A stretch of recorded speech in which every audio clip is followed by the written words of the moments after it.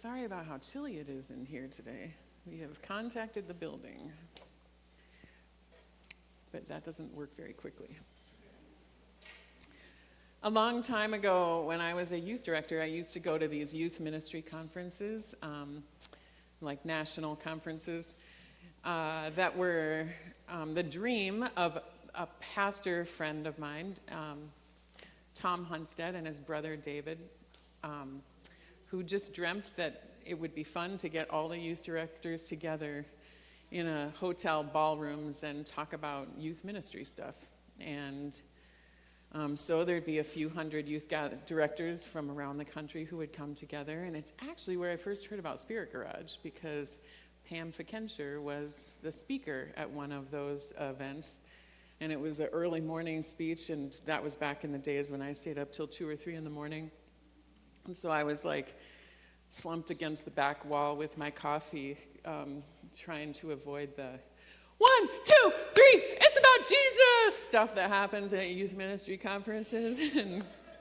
And then Pam got up and spoke, and I remember waking up very quickly because it sounded like a church I wanted to be a part of.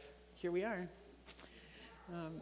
We don't ever sing 1, 2, 3, it's about Jesus. I mean, it is about Jesus, but we're not ever singing that song. Anyway, one year, Tom, who was one of the people who organized this, was diagnosed with a really aggressive cancer. And by the time he got to this annual event in February, he knew that it would be his last. And he gave a speech at that last event, a sermon. And he told us about a funeral that he had done for a man. And on the day of the funeral, he met the man's grandchild, who was a 5-year-old girl, who told him, her pastor, Tom, that she'd had a dream the night before, that she was in this fishing village, and then her grandfather showed up, and they said to each other, "What are you doing here?" And he said, "What are you doing here?" And then he said, "This is my heaven, and you're welcome anytime." Tom reminded us of this passage that we just heard from John 14, where Jesus promises that in his Father's house there are many rooms, and he goes to prepare a place for us. It's a metaphor that Jesus gives us, both things, the mansion, the house, and using the word Father to help us understand who God is for us. All metaphors to help us try to understand something about this unimaginable God that we have. And so we get to imagine that heaven is like this big house with lots and lots of rooms. Another youth ministry song we're not going to do here. And one for each of God's children. So this guy's room apparently looks like a fishing village. Tom told us that day that his room looked like a hotel ballroom with all his friends and colleagues in it, and a bar at the back of the room. And he told us, you can all come and visit every once in a while. I loved this story when I heard it. And so since then, I have been collecting ideas about what that room might look like for various people. Whenever I do a funeral and talk to the families about their loved ones, that's what I learn about. What's your loved one's room going to look like? So I've heard about rooms that look like golf courses, and rooms that have sewing machines and fabric, but everything's put away just right. I've heard about large dance halls with lots of people dancing, everyone dressed perfectly. I think this is from someone who lived through like World War II and the, what do you call it, where they all went dancing all the time? The USO, thank you, like that. A Celine Dion concert. This, by the way, was Terry Peterson's room. He was a member here. And I think Sharon Bradley Kuett's room was a stage. Meta's husband, Daryl, had a woodworking shop. For me, it's a 15-passenger van that I'm driving with a van full of people singing along to music that I've selected. For whatever road trip we're on, perhaps it's the Grateful Dead singing What a Long Strange Trip It's Been, which would be a really appropriate song for a funeral. Kind of.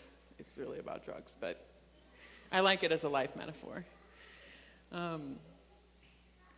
Earlier this summer, I wrote a poem about my friend Brian. Actually, I read this poem at the bar the other day, which is kind of appropriate because it's called All My Favorite Bars Are Dead. But my friend Brian, who died a couple years ago, and so I wondered if there's an afterlife for the bars, and I wonder if he's there. That would be what his heaven would look like. So I'm telling you, this heaven is a very eclectic place. What about your loved ones? Think for a moment about the people that you've loved and lost to this life, who are now with the saints in light. What might their rooms look like?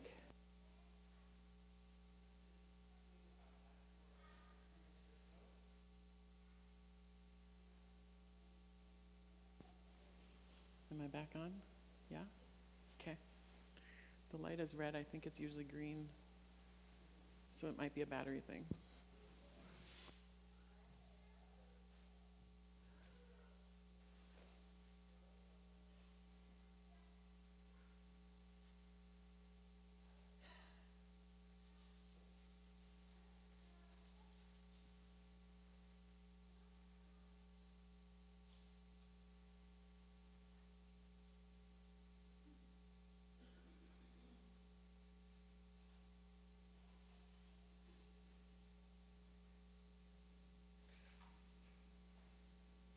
Okay, so I'm going to come out here, and if you've thought of one that you want to talk about, I'd like to hear about it.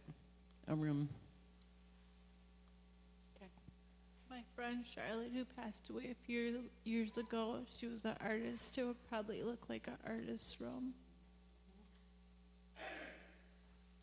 My dad lived to sail, so he'd be on a sailboat at sea.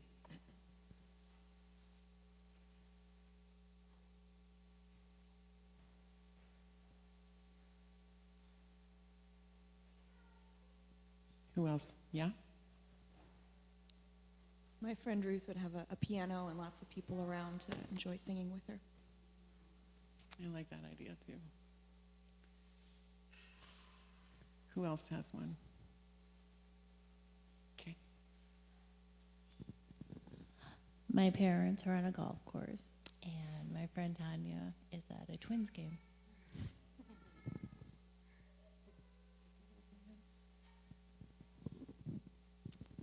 My dad would have lots of music in his room. There is lots of music in heaven from what I've heard from people. Did you want? My friend Keontae, she loved TikToks. My friend Eileen, also an artist, she had a closet that was off her kitchen that was a huge mess. But her house was pristine, so that was her one room where she could just let it rip. And that's where she is.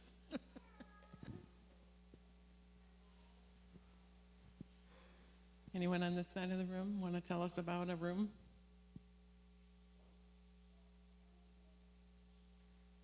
I can make it all the way to the back, too. Okay. Okay. I'll come over there soon.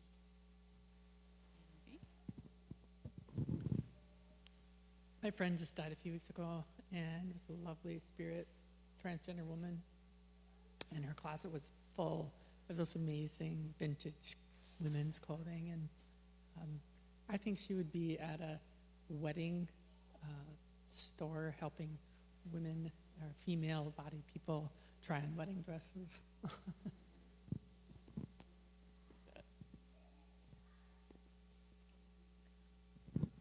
I think AJ's dad's room would be, like Jester said, where lots of people could get together, but also maybe some woodworking equipment so he could like build the things that needed to be built for the moment.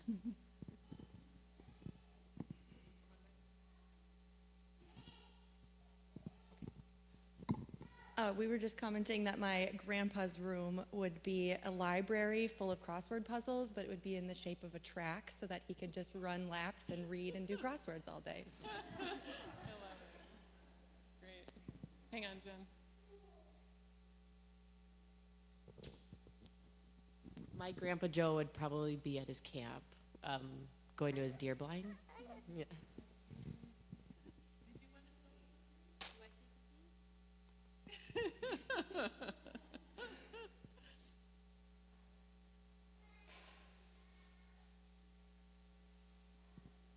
Yeah, or both my parents would be in a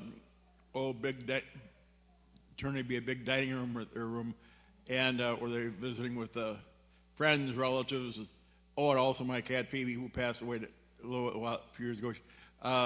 She'd be in a big playroom. Yeah, my parents, they probably like being in a big dinner party, big dining room, socializing with friends and acquaintances, relatives, that kind of thing. The crowded table. That's our best idea of heaven. That's why we practice it at our communion table every week, or most weeks. Yeah, okay. My grandma who passed away, or our grandma, she loved loons. She had like obsession over loons. So she always had little decor with loons on it, and like always her blankets or sweatshirts and stuff like that. And she always had a little bowl full of chocolates, like a lot. So chocolate flavored loons then. Maybe it's like a stream of all of those things. Yeah, because I'm not saying there's a schedule, but yeah, you know.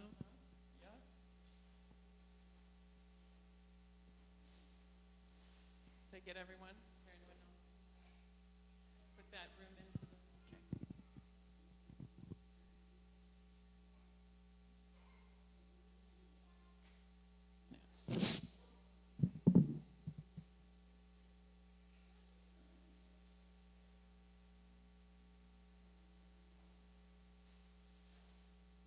Okay. Yep, we're green again. Thank you, everyone, for sharing all of those ideas and for whatever else. I know I've been here 8 years now, this week. Thank you. And so mostly we've lost a lot of parents in that time. So I hear some of those stories as they come. So thanks for sharing those ideas, and helps give me more data for that house, that metaphor of a house. Truthfully, I don't know what happens after we die. Jesus did give us this best idea of what God's realm looks like, but our experience is limited, and our ability to understand the realities of God is limited. But I believe that all the things that this life brings that are painful, the struggles, the low times, and the stresses, and the pains, and the losses, are all loosed in the bond of love with God. We don't know what it's all going to look like, and we are even told in the Bible that God is able to do infinitely more than we could ever ask or imagine. So, of course, our imaginations are far too small.